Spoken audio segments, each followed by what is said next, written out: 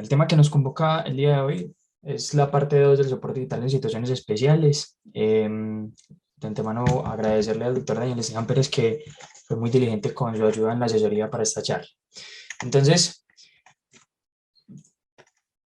vamos este es el derrotero que voy a usar para esta presentación. Voy a hablar de cada una de estas 5 escenarios especiales, cuál es el mecanismo que lleva al paro cardiorrespiratorio, unas preguntas claves en el manejo del soporte vital avanzado en cada escenario y finalmente unos 3 o 4 mensajes para cada escenario. Entonces vamos a empezar entonces con hipoxia.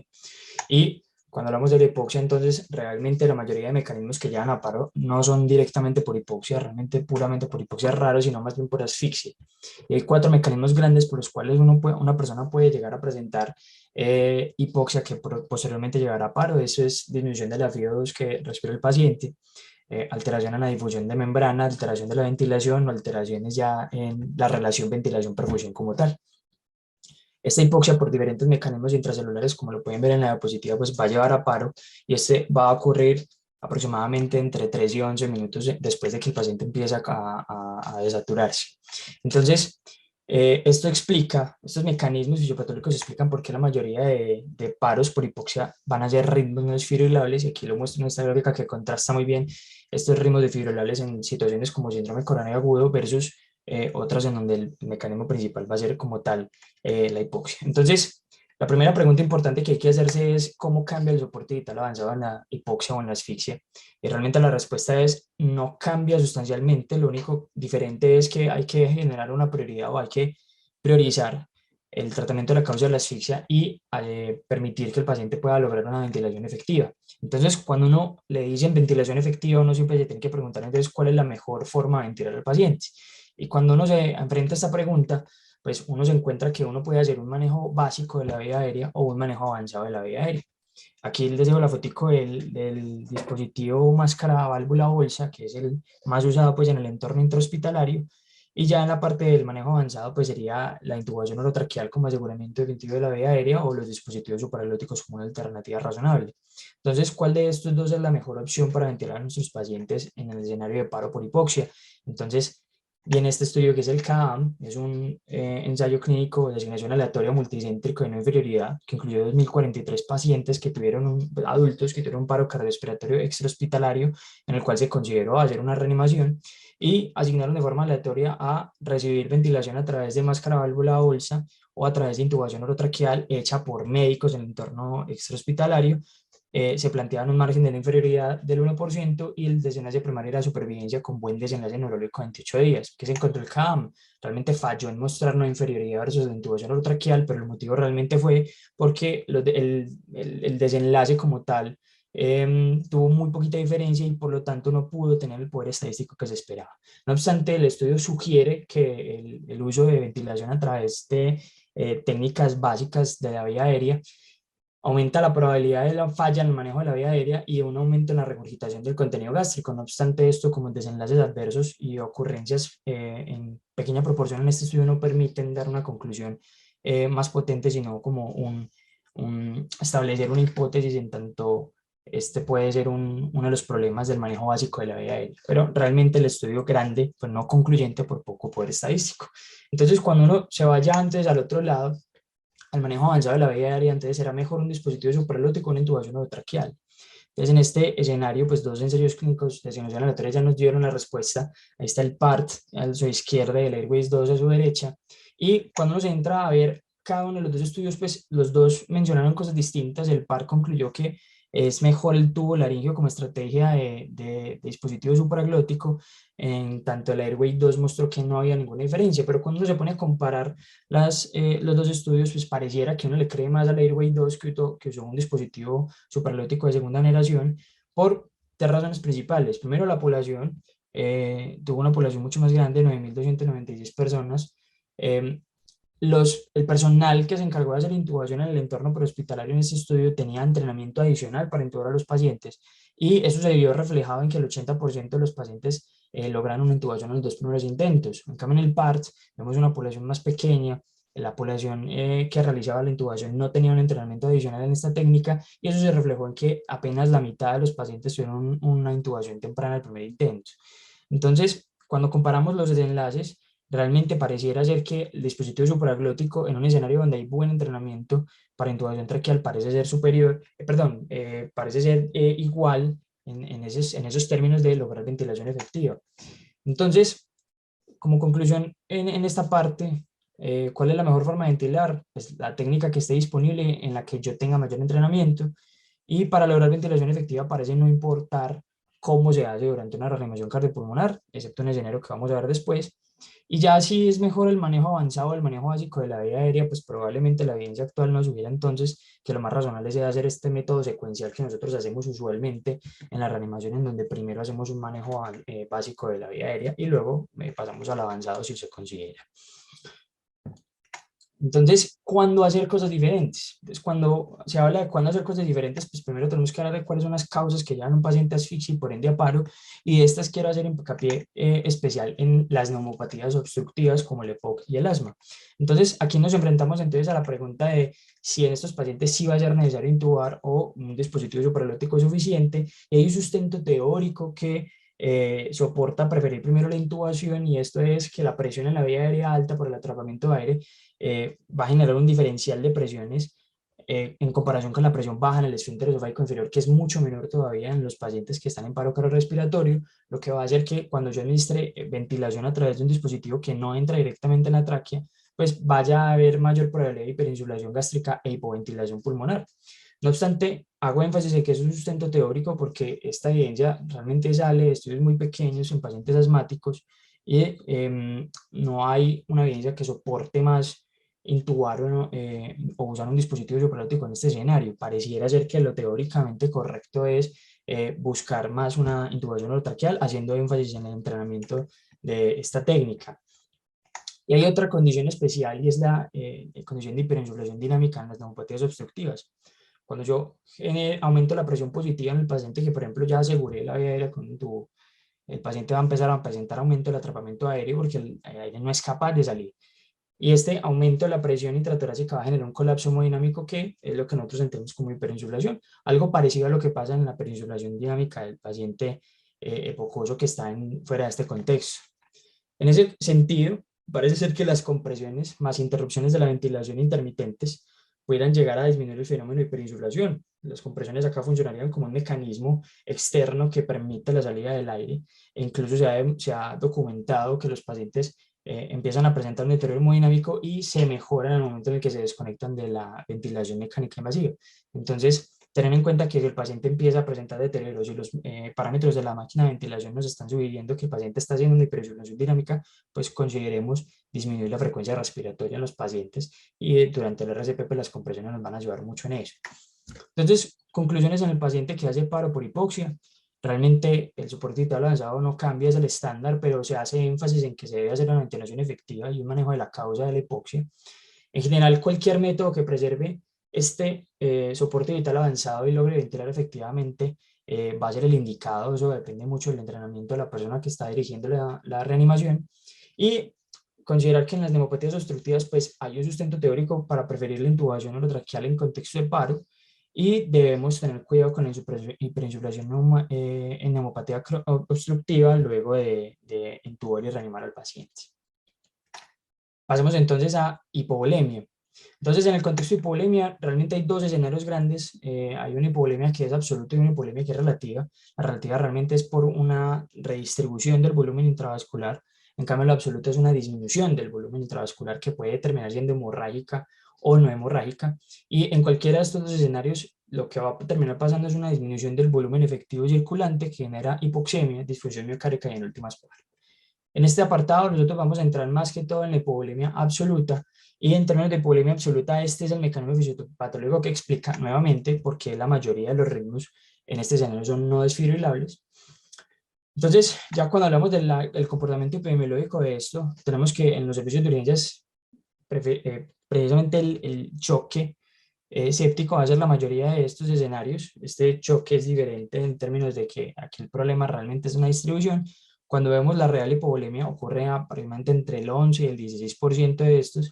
De las hipovolemias, la gran mayoría van a ser hemorrágicas, y en las hemorrágicas, lejos, la principal causa va a ser el trauma, pero vamos a centrar esta charla no en esa parte del trauma, porque realmente es una cosa un poquito más compleja, sino que nos vamos a centrar en estas causas hemorrágicas no traumáticas o los paros que son generados por choque hipovolémico no hemorrágico, para aprovechar pues unas palabras con respecto a esto. Entonces, ¿cambia el soporte vital avanzado en hipovolemia? Realmente, aquí nuevamente la respuesta es sustancialmente no, pero tenemos que considerar una cosa y es la frase de no bombea un corazón vacío. El principal problema en una reanimación de un paciente por hipovolemia es realmente que no hay volemia. Entonces, si nos ponemos a hacer compresiones, administrar adrenalina, sin pensar en reponer la volemia, pues no estamos haciendo nada. Lo que estamos haciendo es circulando no estamos circulando ningún volumen, entonces no va a generar ninguna perfusión efectiva. No obstante, cuando uno le dicen trate primero la hipovolemia, realmente no se trata de tratarlo primero temporalmente, es decir, no se trata de ponerle líquidos y después iniciar compresiones y el protocolo de soporte vital avanzado. Va simultáneo, pero es supremamente importante que usted considere que lo más importante en nuestros años va a ser tratar la hipovolemia y de hecho esto es uno de los factores que hace pensar en dejar de reanimar a estos pacientes o abandonar los esfuerzos pues, de seguir reanimando. Entonces ya cuando usted considera tratar el hipovolemia, usted tiene que pensar si es hemorrágico o no hemorrágico, considerando que el hemorrágico pues, se va a parecer un poquito más al escenario de trauma en el sentido de que lo ideal sería hacer una reanimación como control daños y siempre buscar reanimar con hemocomponentes. En cambio, en el hemorrágico, pues no va a preferir el uso de líquidos y vasopresores. Y aquí, entonces, ¿qué nos enseña? Vamos a hablar un poquito del hemorrágico y es el choque hemorrágico por trauma nos enseñó cómo manejar el no traumático y de hecho la mayoría de cosas que hacemos en el manejo médico de estas situaciones pues está extrapolado al manejo de trauma. Entonces, en el escenario donde no esté contraindicado, lo preferible es mantener presiones arteriales medias entre 65 y 70 con el objetivo de mantener la hemostasia. Siempre que se tenga un sangrado que lleva al paciente a colapso hemodinámico, vamos a tener que controlar la fuente del sangrado. Pero esto es un reto grande en condiciones médicas, considerando que pese a que los sangrados de las condiciones médicas son menos profusos, más lentos y de pronto en sitios un poquito más localizados, pues suele también ser en sitios no compresibles, lo que hace difícil el control de la fuente del sangrado durante los esfuerzos iniciales de reanimación. Y tener en cuenta que las medidas adicionales van a depender de la etiología del sangrado. Por ejemplo, el trauma del ácido tranexámico tiene algún valor, pero no es así en hemorragias como por ejemplo la gastrointestinal, donde el HALTIT nos mostró que esos pacientes no se benefician de estas intervenciones. O vasopresores, específicamente terlipresina, por ejemplo, en sangrado varicial, o ya intervenciones quírúrgicas o endovasculares que van a hacer ya el tratamiento definitivo del sangrado. Y aquí la pregunta grande es, ¿cuándo dejar de reanimar a un paciente que está en un choque hemorrágico no traumático? Y una de las consideraciones especiales es, considerando lo anteriormente dicho, pues cuando yo no logro acceso a la transfusión de hemocomponentes o una correcta reposición de la hipovolemia y el paciente no llega a la fase metabólica del paro, pues es muy poco probable que el paciente tenga buenos desenlaces neurológicos después si llega a salir del paro. Por lo tanto, uno ya debería considerar en parar esfuerzos, aunque esto es algo mucho más complejo y no me voy a detener aquí mucho. Ya en términos de choque no hemorrágico, pues lo principal será administrar líquidos endovenosos y la cantidad va a depender del estado clínico y la condición que lleva el paciente al choque no hemorrágico. Realmente es muy infrecuente en adultos que la hipovolemia en contexto no hemorrágico lleve solamente por este mecanismo lleva al paro al paciente. Es muy extraño, eso realmente es más frecuente en niños. Aquí tenemos que concentrarnos en que no solamente la hipovolemia, sino también los trastornos hidroelectrolíticos que están detrás de la hipovolemia, porque generalmente se da por pérdidas gastrointestinales, renales o a través de la piel. Y recordar un mensaje, los vasopresores solamente cuando se corrige la hipovolemia. Si el paciente tiene hipovolemia circulante, pues los vasopresores van a aumentar el riesgo de necrosis distal o empeorar el estado hemodinámico del paciente. Pero grande es que en el choque hemorrágico tampoco cambia el soporte vital avanzado y realmente todas estas medidas adicionales a los líquidos en el contexto intraparo, pues realmente hacen parte de los cuidados posparo. Yo no estoy pensando en poner infusiones de norepinefrina o vasopresina durante la reanimación, eso lo pensaré después. De hecho, durante la reanimación pues estaremos colocando adrenalina que tendrá algún efecto en este aspecto y por ende lo principal va a ser apegarse al soporte vital avanzado y corregir la hipovolemia. Ya en términos de otras intervenciones, entonces, hablando ya del control del sangrado, aquí me interrogo entonces cuál va a ser el futuro o el uso del REBOA en el contexto de la hemorragia no traumática.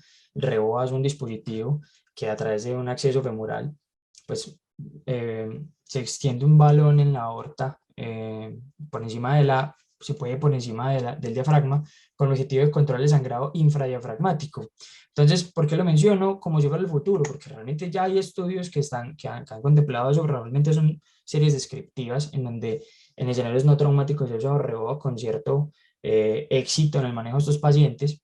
Y el mensaje grande es en Reoa, lo pongo de esta manera porque todavía no está ampliamente disponible, probablemente no sea una de nuestras preocupaciones iniciales en este momento a hoy, es que es una alternativa razonable transitoria, en escenarios extremos donde el problema es una hemorragia arterial infradiafragmática. Yo hago énfasis en arterial, pero por ejemplo en sangrados variciales no nos va a servir como una alternativa.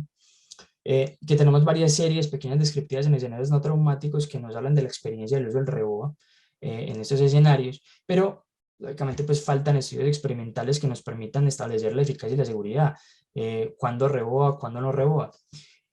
Una cosa adicional y pequeña es que los estudios observacionales sugieren que el pronóstico suele ser diferente en estos pacientes cuando se compara con hemorragia traumática, pero queda la pregunta de si esto es por la condición médica per se que ya el paciente al paro o si es más bien explicado por el procedimiento, ¿cierto?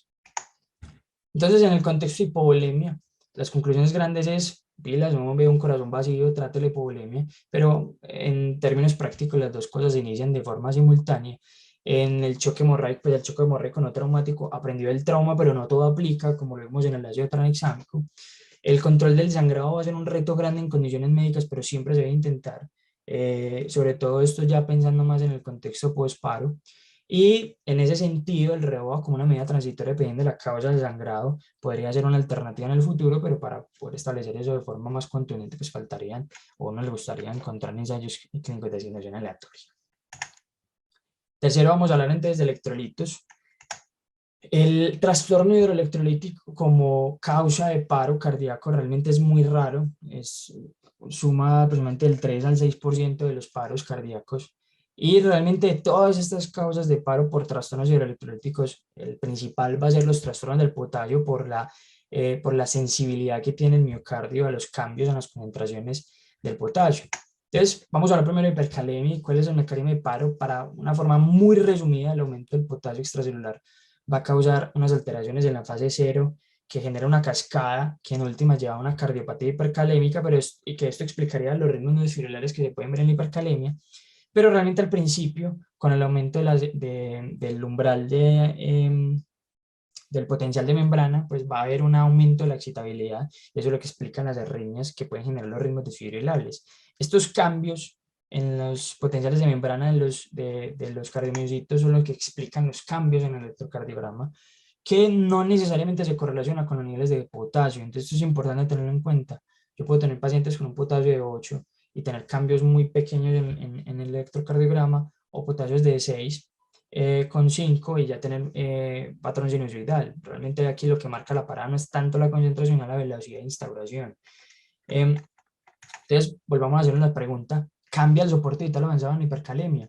Entonces, aquí la pregunta se vuelve a qué medidas se instala entonces intraparo. O sea, si yo tengo un paciente por hipercalemia que me hace paro, ¿yo qué hago intraparo que es diferente al soporte vital avanzado? Entonces, aquí se pueden abrir varias ventanas de oportunidad. Y lo primero es entender que hay que bajar el potasio, y para bajar el potasio hay dos formas: o un shift intracelular, reducir pues, la entrada de potasio dentro de la célula, o remover el potasio del cuerpo. Y de forma paralela, ¿cómo protejo yo la membrana a nivel cardíaco para disminuir los efectos deleterios de la hipercalemia? Entonces, en eso de las medidas hipocalemiantes, pues, si yo estoy hablando de qué medidas voy a hacer intraparo, tengo que considerar cuánto se demoran estas medidas hipocalemiantes en empezar a actuar y en empezar a hacer un efecto razonable. Y lo que vemos en esta gráfica es, de forma muy resumida, es que el gluconato de calcio como medida de estabilización de membrana es la única medida que pueda tener algún sentido, algún sustento teórico para usarse dentro de la reanimación, porque realmente su efecto es relativamente rápido. Las otras medidas se van a demorar mucho y probablemente para ese momento el paciente o ya salió del paro o ya declaramos que no vamos a continuar esfuerzos. Pero ¿qué pasa? El calcio en paro por hipercalemia, realmente los estudios tienen riesgos de sesgos graves, con intervalos de confianza muy grandes y resultados imprecisos, y obviamente toda la información que tenemos de estos partes de estudios observacionales que limitan las conclusiones en cuanto al tratamiento. No obstante, en estas condiciones de estado crítico del paciente, pues las guías nos recomiendan que si yo estoy sospechando o sé que el paciente tiene una hipercalemia como parte de los mecanismos del paro, pues administre el gluconato de calcio intraparo en forma de un bolo rápido, ¿cierto? Y la respuesta más razonable es, pues, el paciente ya está en paro, ¿cierto? Entonces, realmente los efectos adversos que puedan ocurrir por la aplicación del gluconato de calcio no van a superar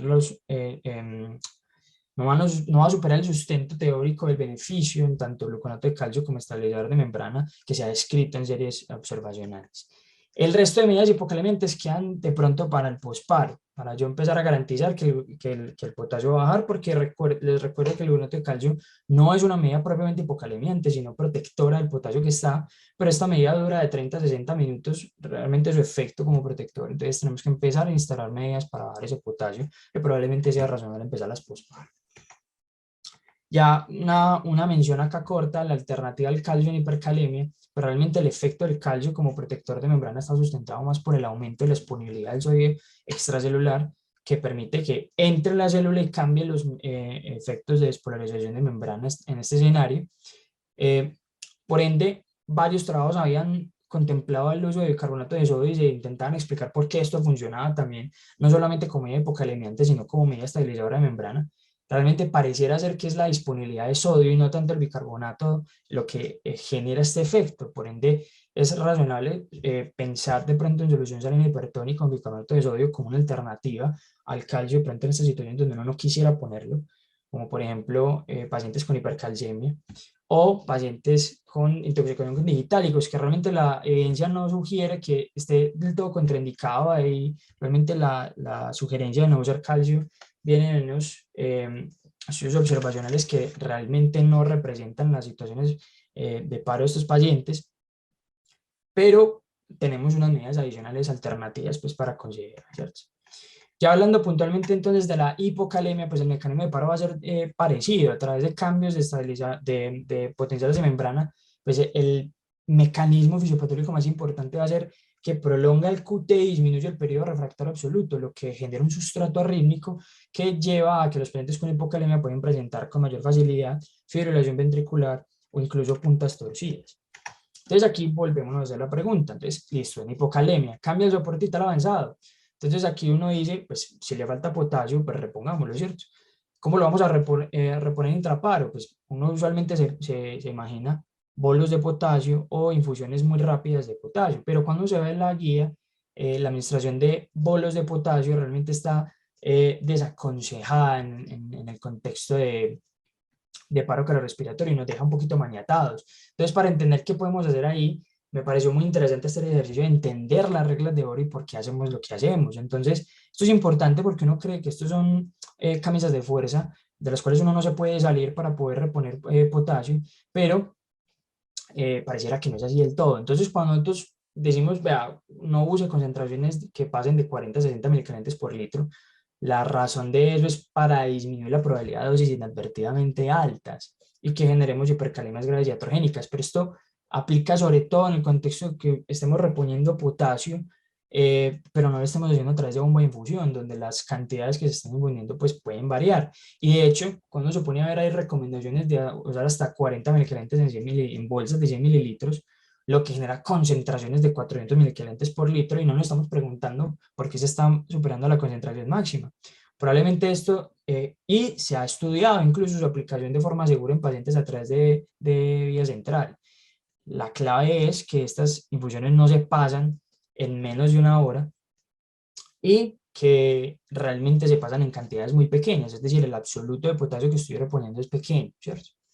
Ahora, la velocidad de infusión realmente es para reducir el riesgo de flebitis o dolor asociado a la infusión. También tendrá algo que ver con disminuir la probabilidad de dosis inadvertidamente altas, pero estas velocidades máximas que se sustentan bajo flebitis, pues pierden un poquito de validez cuando nosotros estamos en el contexto de un catéter central, en donde se han pasado hasta 40 mil equivalentes por hora, sin generar efectos adversos importantes, ¿cierto? No obstante, esas reglas de oro se plantearon en un contexto que no es el del paro cardíaco. En el paro cardíaco yo necesito reponer potasio de forma rápida. Si yo me pongo a reponerlo a estas velocidades, pues probablemente no tuviera ningún sentido hacerlo intraparo. Y cuando nosotros vemos desde estas recomendaciones de bolos un poco más rápidos, pues en el 2000 las guías de reanimación sí nos sugerían una forma de reponer el potasio, pero después en el 2010 se arrepintieron considerando la posibilidad de daño y siguió manteniendo esa recomendación de no usarlo. Entonces ahí uno queda entonces, bueno, ¿lo trato o no lo trato? ¿Yo qué hago con este paciente entonces? ¿Le echo potasio o no le echo potasio? Porque lo más razonable sería, pero tiene el potasio bajo, ¿por qué no se lo voy a reponer? Entonces, haciendo aquí un balance de riesgo-beneficio, pues empezamos a mirar situaciones que ocurren en el paro. Entonces, por ejemplo, el uso de adrenalina puede generar empeoramiento de la hipocalemia. ¿Esto cómo se ha demostrado? De forma indirecta realmente. Nosotros vemos que pacientes con infusiones de adrenalina muy bajas, de 0.16 a 0.32 microgramos kilo minuto, pues van a presentar disminuciones de las concentraciones de potasio desde 0.7 a 1 miliequivalente por litro. Eso es mucho.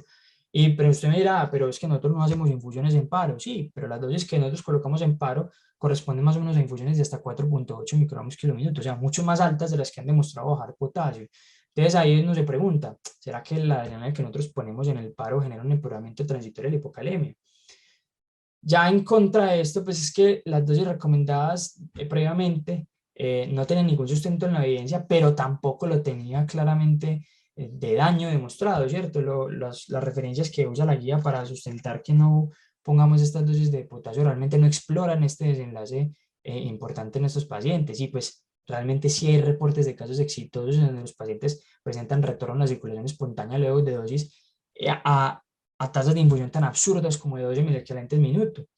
Que eso, si usted se pone a ver, eso corresponde más o menos a 720 miliequivalentes por hora. Realmente no estamos colocando 720 miliequivalentes, son dosis pequeñas, pero lo pasamos de forma muy rápida, que eso es lo que habla de un posible sustento de, hombre, realmente en ese escenario parece no ser tan inseguro. Y no hay una, haciendo énfasis en que es en este escenario solamente, ¿cierto?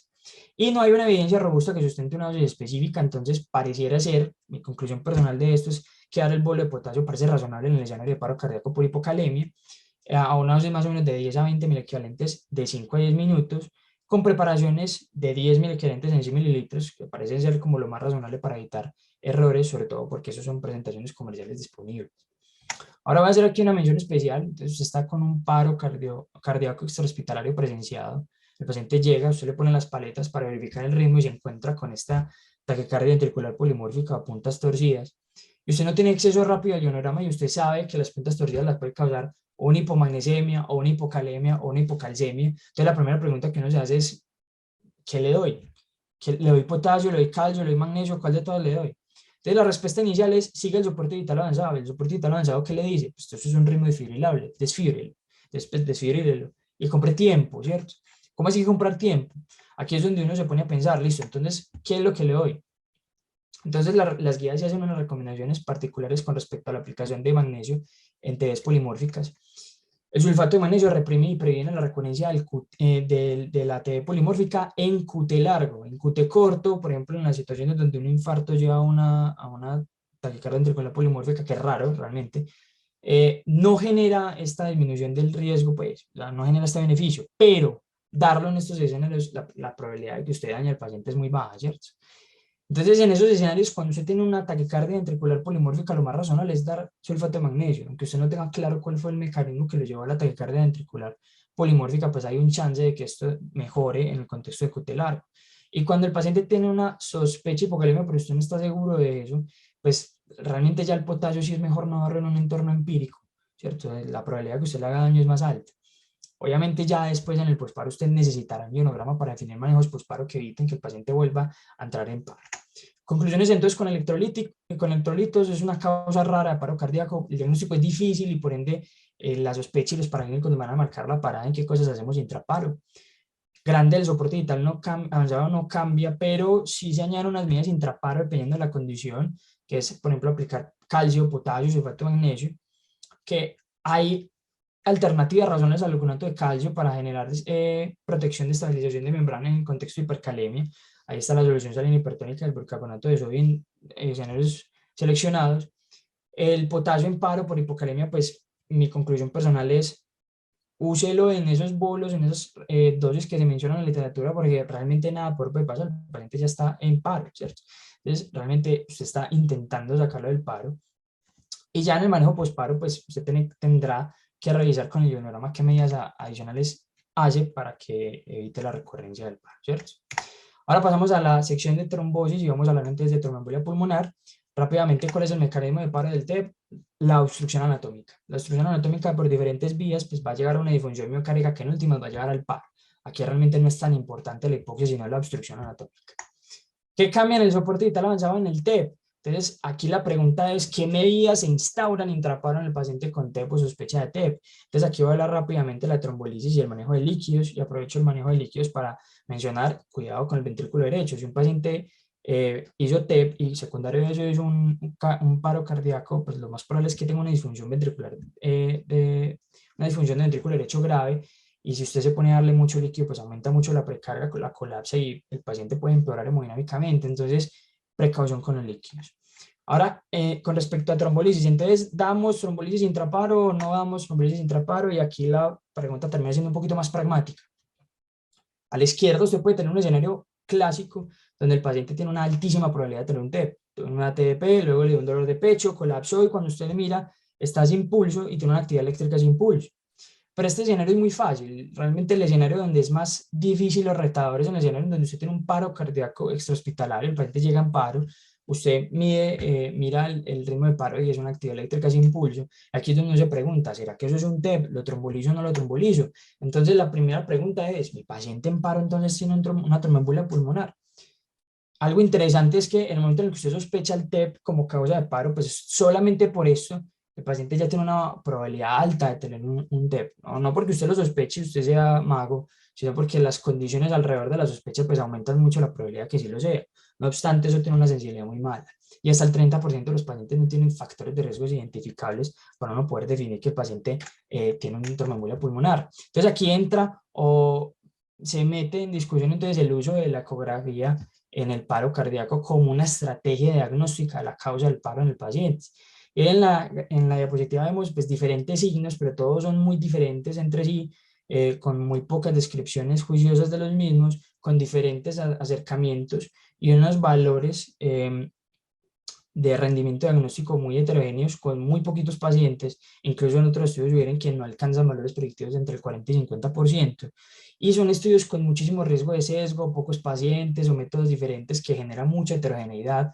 Por ende, la conclusión más grande es que el POCUS en intraparo como estrategia diagnóstica pues va a tener un pobre rendimiento diagnóstico.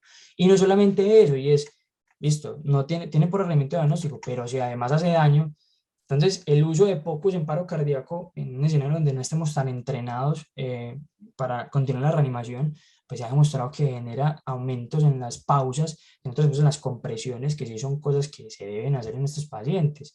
Y estos aumentos pueden ser de entre 5 a 8.4 segundos en cada pausa, lo que duplica, ya llega hasta duplicar las pausas recomendadas de hasta 10 segundos.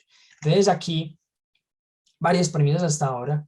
Es difícil identificar el TB en pacientes en paro cardíaco extrahospitalario. En el intrahospitalario es más probable que nosotros tengamos más información para llegar a esa conclusión. El rendimiento de pocos, cuando hay duda, para diferenciar un TEP no parece bueno. Y si yo no tengo un entrenamiento adecuado, nuestro equipo no está bien entrenado, pues el POCUS durante el soporte vital avanzado puede deteriorar la calidad del soporte vital avanzado. Entonces aquí se genera ante la premisa grande y es, ¿habrá duda diagnóstica intraparo en muchos de estos pacientes? Yo me voy a quedar con la duda mientras lo esté reanimando.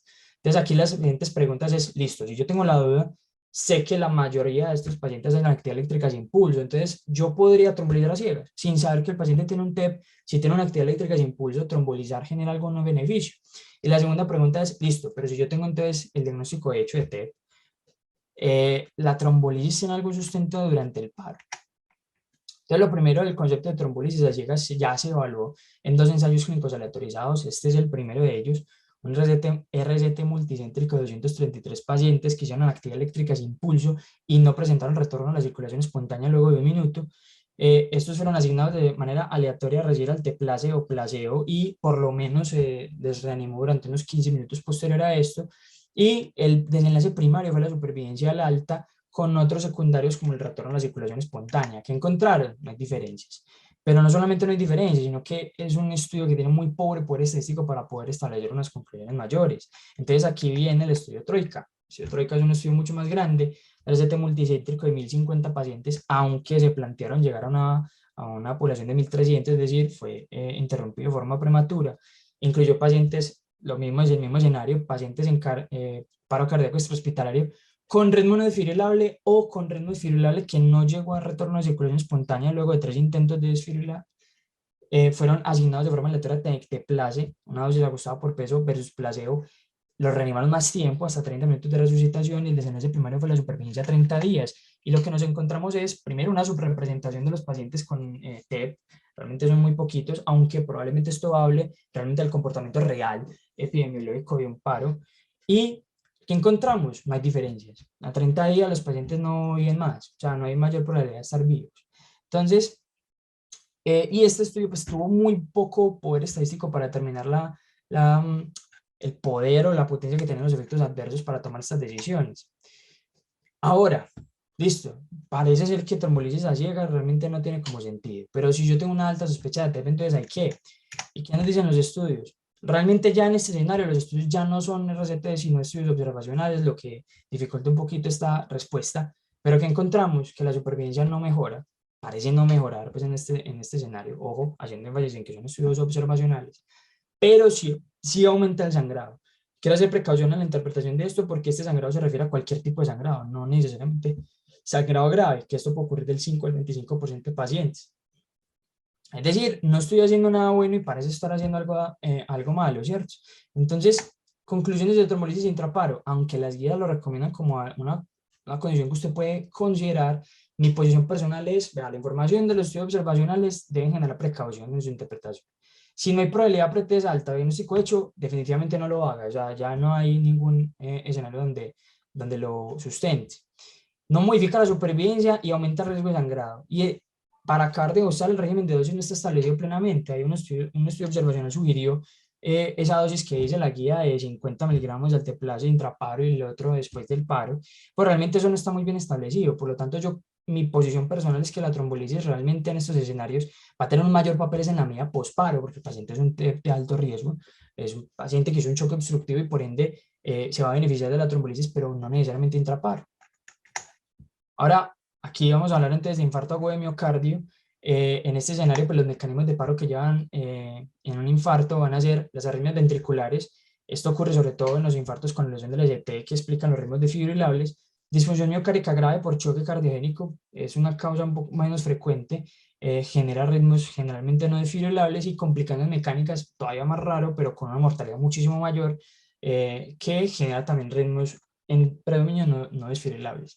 Entonces, ¿qué cambia en el soporte vital avanzado del infarto? Entonces, la primera pregunta es, bueno, otra vez, esa pregunta de trombolisis intraparo. Y segundo, ¿cómo voy a revascularizar a mi paciente cuando ya lo saque del paro, ¿cierto?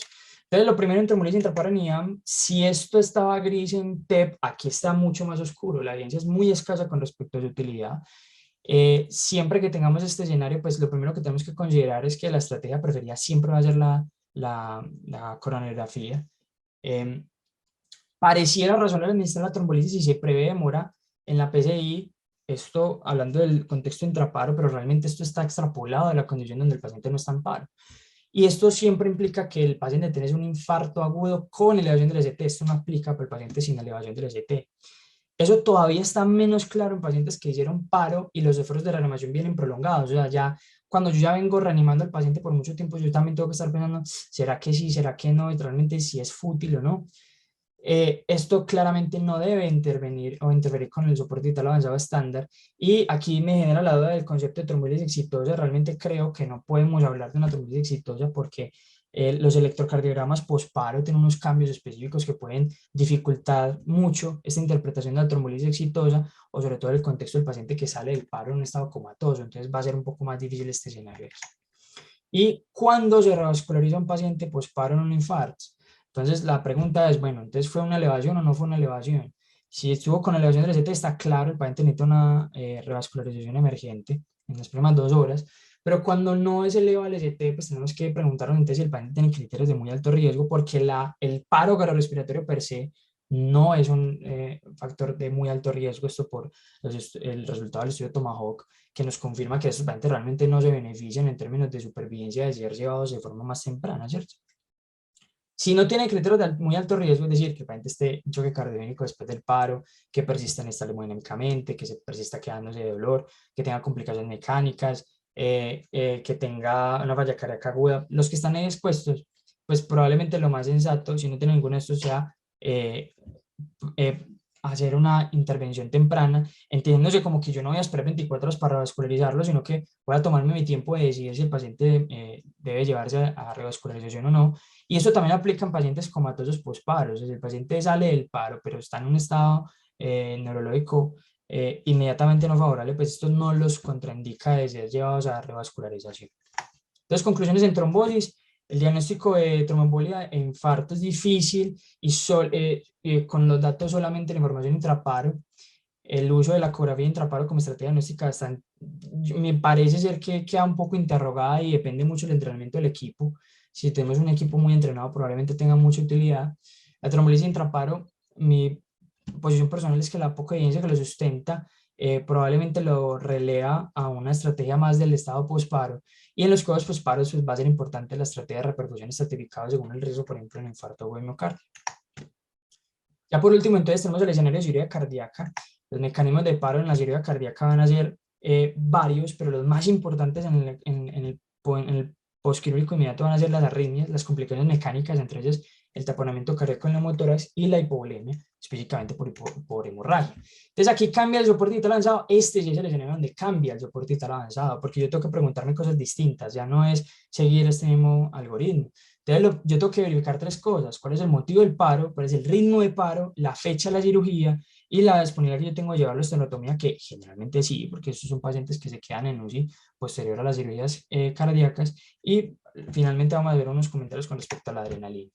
Entonces, ¿cómo cambia? Que lo primero que yo tengo que hacer es verificar cuál es el ritmo de paro en estos pacientes. Si el ritmo es desfibrilable, yo puedo intentar desfibrilar hasta 3 veces en tándem antes de considerar iniciar de compresiones. Me da hasta un minuto para iniciarlas.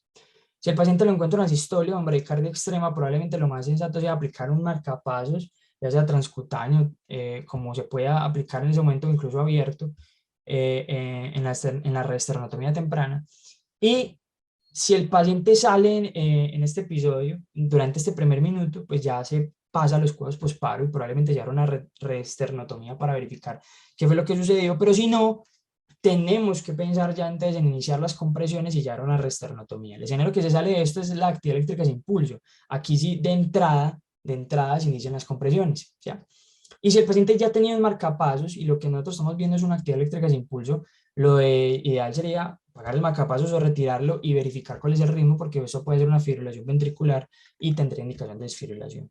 Entonces, ¿por qué llevar a reesternotomía? ¿Por qué abrir otra vez al paciente? La respuesta es muy sencilla: el masaje cardíaco interno es superior al externo en estos escenarios. Mejora el índice cardíaco hasta el doble, la perfusión coronaria la mejora, aumenta la probabilidad de retorno a circulación espontánea y mejora la supervivencia de estos pacientes. Solamente esto ya genera una justificación de llevar a reesternotomía a estos pacientes, pero ojo, no en todos los escenarios. Tenemos que preguntarnos hace cuánto fue operado el paciente, o sea, los tiempos son importantes en este escenario. En los primeros 10 días y específicamente en las primeras horas, la mayoría de complicaciones que les había mencionado antes ocurren en este periodo de tiempo.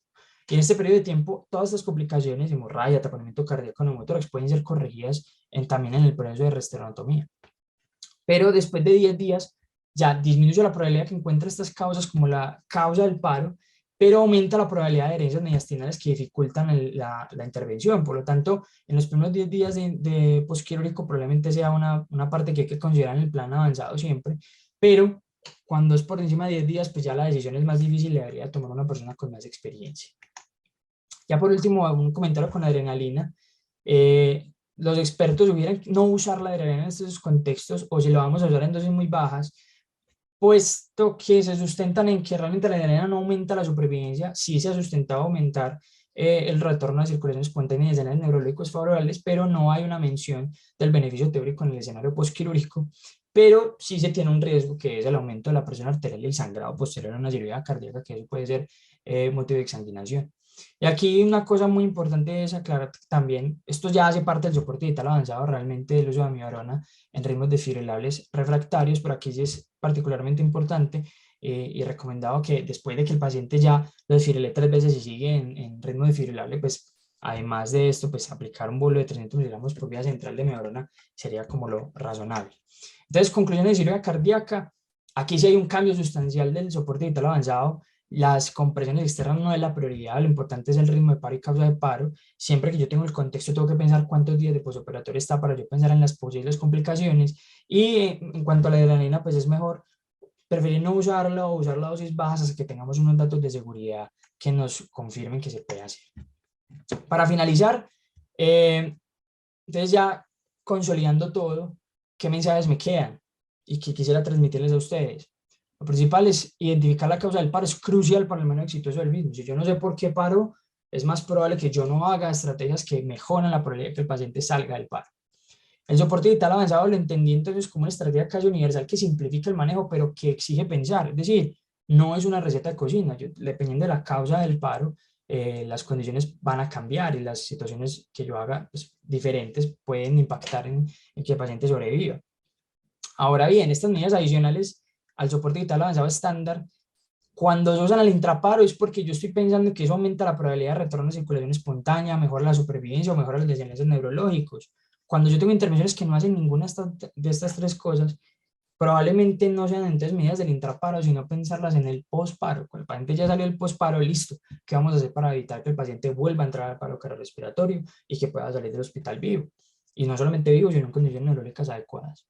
Los cuidados posparo varían dependiendo de la causa, que muchas veces se va a identificar de forma retrospectiva. Durante el paro yo no voy a saber qué fue lo que lo llevó, entonces después del paro y me doy cuenta. Cuando le hago un electro al paciente que lo saca del paro y me encuentro con que tiene una elevación del ST.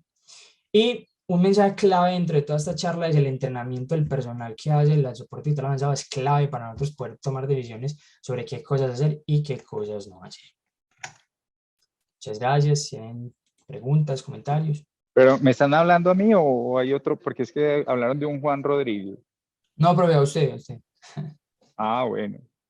Alejo, no, antes que nada, pues me alegra mucho verte en este escenario, hermano, y pues la charla me pareció muy buena, muy concisa. Yo creo que hay algunas cosas que uno va como con el tiempo adquiriendo, sí, vuelvo. Hay algunas cosas que uno va adquiriendo con el tiempo y con la experiencia y es como ya el enfoque preciso sobre ciertas cosas o ciertas intervenciones que durante el paro son importantes. Lo primero es que pues yo no sé si qué tan infrecuente sea el paro por hipercalemia, pero a mí me ha tocado mucho. Sí, y definitivamente la medida de utilizar calcio en ese contexto es salvadora de vidas. La evidencia, como toda la evidencia en paro, es mínima o es muy poquita o es de mala calidad, pero pues en mi experiencia es lo que hay y es lo que funciona. Ahora, cuando vos hablas de los problemas o digamos, de las contraindicaciones o de los efectos adversos que puede producir el calcio, por lo general cuando en la literatura hablan de calcio no hablan de gluconato sino de cloruro de calcio, que tiene efectos adversos locales como la flebitis, como la necrosis, etcétera. Con el gluconato no tenemos ese problema, tenemos otro problema y es que el inicio de acción está más tardío y que necesita metabolismo hepático para empezar a actuar. Entonces, si no consideramos esas cosas, pues digamos que no, vamos a confundir la evidencia. ¿Listo? Realmente la evidencia con gluconato de calcio es menor que con cloruro y por eso se prefiere el uso de cloruro. Entonces, vuelvo, insisto, a mí me ha tocado mucho el paro por hipercalemia, incluso en pacientes con cirugía cardíaca. Entonces, no, pues creo que es lo que hay que hacer. Hablaste del POCUS en paro y en el POCUS en paro yo hace como 3 años hubo una discusión muy grande en el Congreso de Valle del Lili, donde unos estaban a favor del POCUS en paro para diagnóstico, otros estaban en contra del POCUS en paro para diagnóstico, y mencionaron la misma evidencia que vos mencionaste, que aumenta la latencia de las compresiones, que es una intervención que salvadora de vida en paro, etcétera. Pero lo que nos hemos dado cuenta es que los estudios que muestran que la sobrevida disminuye son estudios específicamente en sitios donde no se tiene un protocolo de POCUS en paro. Lo que nosotros nos hemos dado cuenta, y ya ha salido un cuerpo de evidencia, digamos, más reciente, es que realmente el POCUS sí nos da mucha información, Dentro de la información que nos da, no habla específicamente de la causa del paro, pero sí habla de las potenciales causas, si son causas mecánicas o causas metabólicas. Y adicional a eso, nos ayuda a dirigir las terapias en el paro. E incluso puede ayudarnos a diferenciar una fibrilación ventricular de una sistolia.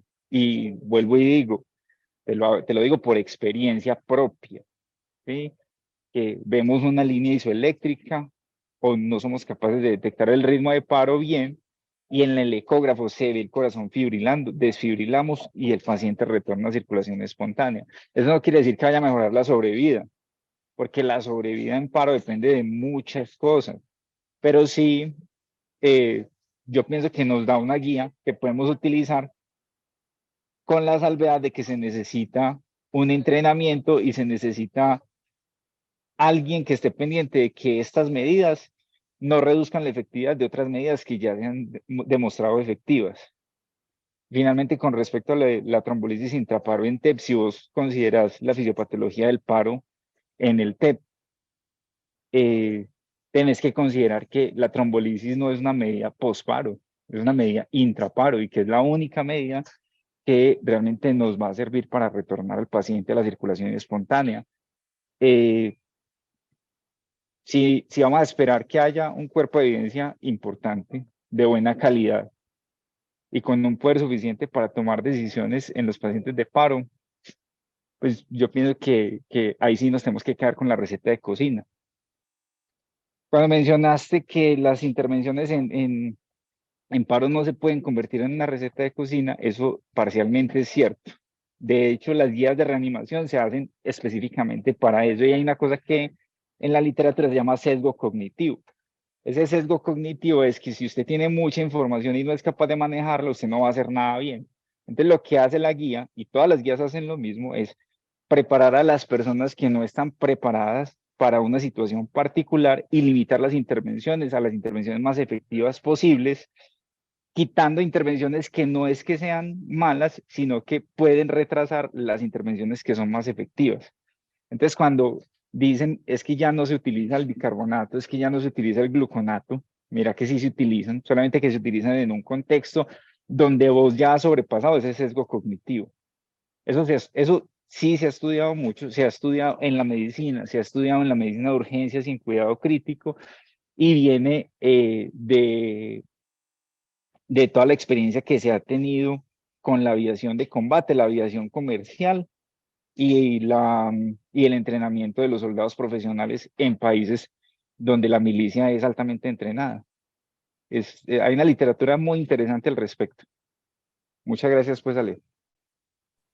Muchas gracias. Y sí, pues con respecto a las intervenciones, puntualmente con la trombolisis intraparente, encontré pues como información difícil de procesar, pero lo importante es, em, me metí en un escenario un poquito más pragmático en el cual yo tengo un paciente en paro y no sé si es un TEP o no sé si es una hipercalemia, no sé, realmente no sé cuál es el motivo del paro y estoy empezando a reanimar y durante la reanimación me empiezo a plantear qué es lo que lleva al paciente a paro, entonces por eso intenté como definir esos escenarios puntuales de, de dar trombolisis o no cuando no estoy seguro y dar trombolisis o no cuando sí lo estoy.